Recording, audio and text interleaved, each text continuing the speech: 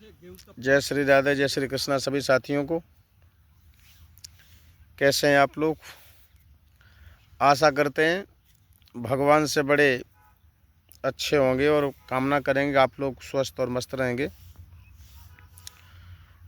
2-4 दिन से वीडियो नहीं अपलोड कर पाया, न बना पाए, थोड़े बिजी रहे क्योंकि हमारे साथियों ने, भाइयों ने ज़्यादा कहा तो जाना पड़ा। और हमारा काम वही है कि हमसे पब्लिक जहाँ तक जनता का रुझान बना रहे वहीं तक हम लोगों का भविष्य आगे जाने की प्रक्रियाएं होती हैं और उम्मीदें जुड़ी हुई हैं जनता की। तो अभी जो चल रहा है मामला, देखिए मेरा मतलब है, इसलिए मैंने वीडियो बनाया है कि मैं, ना ही तो मेरी किसी से दुश्मनी है, सब हमारे हैं और हम किसी के हों न हों, लेकिन हम अपने मुखारबिंद से ये कहेंगे कि सब हमारे हैं, चाहे वो छोटे हों या बड़े हों, सबसे हमें प्रेम स्नेह है। किसी के बारे में हमें कटाक्ष करने का कोई अधिकार नहीं है, ना कोई टिप्पणी हम किसी के बारे में करेंगे और ना ही टिप्पणी किसी के बारे में करनी चाहिए। ये कुछ लोगों की मूर्खता है कि हम उसके बारे में गलत बोलें तो हमें लोग पसंद करेंगे, ये बिल्कुल नहीं हो सकता।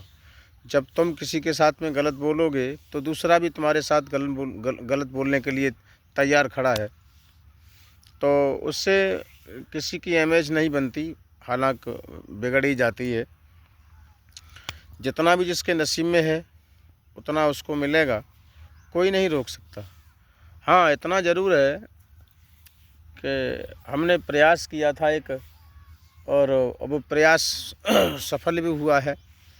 पहले जब हम थोड़े आगे बढ़े और कोशिश की तो लोगों ने बहुत ज़्यादा टिप्पणी की और बड़ा मेहनत की लोगों ने, तो उनको भी बधाई दूंगा कि उन्होंने मेहनत की।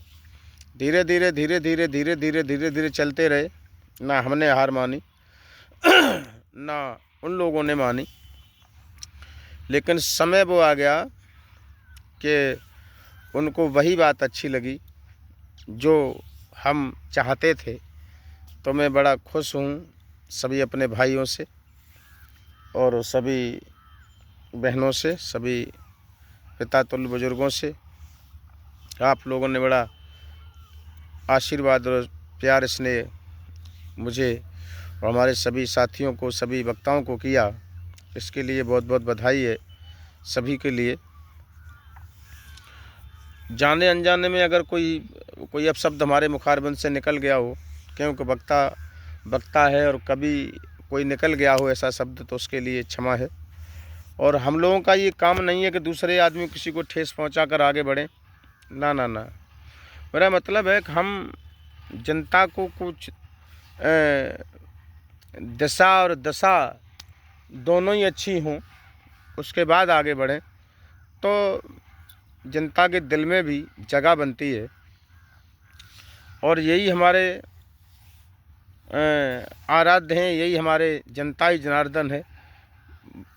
चाहे प्राइम मिनिस्टर हो, चाहे चीफ मिनिस्टर हो, चाहे कोई भी हो, सब जनता के अधीन होते हैं और जनता जिसको चाहने लगती है वो देवता तुल्य होते हैं। तो अभी एक वीडियो जो हमने महाराज अनिरुद्धाचार्य जी के बारे में जो बनाया था तो उनके वीडियो तो सही आ रहे हैं, हालांकि जो लोग थंबनेल उस पर बनाते हैं उन लोगों की ज़्यादा कमियां हैं। ऐसे थंबनेल ना बनाएं, क्योंकि उनको हज़ारों लाखों लोग सुबह सुबह सुनते हैं। आप लोग इस तरीक़ा की भ्रांतियां थंबनेल बना के फैलाओगे तो ठीक नहीं है, क्योंकि मोबाइल हमारे सुबह सुबह बच्चे भी पकड़ लेते हैं और सुबह सुबह बहनें बेटियां भी रखती हैं। सर्वप्रथम उसमें वही लाइनें पहले लिखी आती हैं, तो थोड़ा देखने में दिक्कत होती है और लोग उसी में ढलने की कोशिश करते हैं। अभी खास करके मेरा उद्देश्य ये है कि ऐसे बाबाओं से बहुत सावधान रहें, क्योंकि इन बाबाओं ने पूरे देश को गड्ढा में ले जा के रख दिया। अभी वहाँ हरिद्वार में जहाँ कुंभ लगा हुआ है इलाहाबाद में, इलाहाबाद में कुंभ है, कुंभ का मेला है बड़े ज़ोर तोर में। 12 साल बाद कुंभ का मेला लगा हुआ है, जहाँ हमारे लाखों करोड़ों श्रद्धालु लोग पहुँचे हैं, जहाँ माताएं भी हैं, बहनें भी हैं, बेटियां भी हैं, और बड़ी आस उमंग लेकर के सभी हमारे श्रद्धालु गए हैं वहाँ पे। और हमारे महाराज जी ने, यानी यूपी के मुखिया श्रीमान योगी आदित्यनाथ जी ने इतनी सुरक्षा, कड़ी सुरक्षा का इंतज़ाम किया है कि मक्खी तक नहीं भटक सकती। फिर भी वहाँ एक घटना ऐसी घटित हुई है जिसको हम अपनी ज़बान से बयान नहीं कर सकते। मैं देखता हूँ एक मीडिया वाले हमारे भाई हैं, उन्होंने नज़र उस पर फोकस कर दिया, इसलिए उस लड़की की इज्जत और सम्मान और उसके परिवार का सम्मान बच गया। नहीं तो न जाने उस बेटी के साथ में क्या होता, क्या नहीं होता, उसके भविष्य के बारे में कुछ नहीं पता। लेकिन बात ये थी कि एक घर से चाचा अपनी भतीजी को लेकर के और परिवार के साथ उस मेला में पहुँचे। डिस्ट्रिक्ट भदोई की बात है, ये भदोई के रहने वाली वो लड़की थी। तो वहाँ मार्केट में, अब बच्ची 8-10 साल की बच्ची थी, तो बच्ची ने कोई ऐसी सुंदर वस्तु देख ली जो उससे चाचा से हाथ छुड़ा के वो दुकान पर चली गई। लंबी चौड़ी भीड़ भाड़ थी, भीड़ में वो बेटी नहीं मिल पाई। चाचा बेचारे ढूंढते रहे इधर उधर। सेक्टर नंबर गली जो है बनी हुई थी वहाँ, अब करोड़ों श्रद्धालुओं की भीड़ थी, वहाँ बेटी नहीं मिली। तो चाचा ने सोचा लड़की समझदार है, 8-10 साल की बच्ची है, शायद हमें ढूंढ के और चली गई होगी, घर चली गई होगी गाड़ी में बैठ के, चलो मैं घर जाता हूँ, घर पहुँचूँगा। बेचारे सीधे साधे व्यक्ति घर चले आए, लेकिन वो लड़की जब घर पर भी नहीं मिली, घर पे मम्मी पापा परिवार वाले सभी ढूंढ ढकोर में लग गए, फिर बड़ा दिल दुखी हो गया। लड़की वाली बात पता नहीं, 8-10 साल की बच्ची किसके साथ हो जाए, कौन क्या करे। तो अब वहाँ एक बाबा के चक्कर में वो बच्ची पड़ गई। उस बाबा ने बताया तो ये जाता है कि उस बाबा ने उस बच्ची को अपने पास पोटा फुसला के रख लिया और 2-4 दिन वहाँ व्यतीत होने लगे। लड़की को फिर धमकाए, हम नहीं बता रहे, इसको बता रहे मीडिया पर हमने सुना है। लड़की को धमकाया भी और आंखें भी दिखाई, प्रताड़ित भी किया, और ये कहा कि तुम ये नहीं कहना, कोई पूछे तो ये कहना मैं अपनी मर्ज़ी से आई हूँ, फलाना ढिमका, सारी बातें।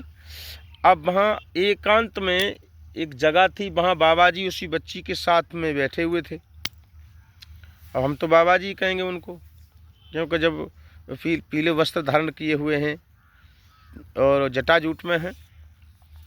धारण जब किया, देखा एक पत्रकार साथी ने, हमारे भाई ने तो पूछ लिया, बाबा जी ये कौन लड़की है, क्या है?